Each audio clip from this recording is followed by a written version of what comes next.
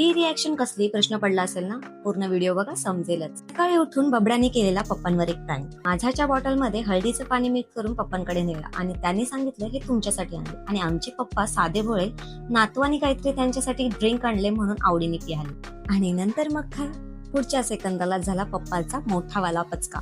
नंतर लागले सगळे पटापट कामाला. पर्व साईट इंजिनियरचं काम करत सगळं निरीक्षण व्यवस्थितपणे करत होता. फाटी ठेवण्यासाठी सिमेंटचा कोबा करायला घेतलेला आणि मम्मीने बाहेर वाळत घातलेलं आंब्याचा किस आणि त्याचबरोबर वाकट्या.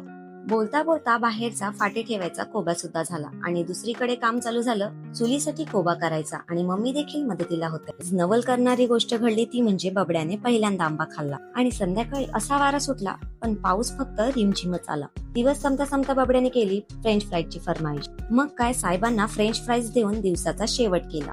उद्या पुन्हा भेटू नवीन गमती जमती सोबत. बाय.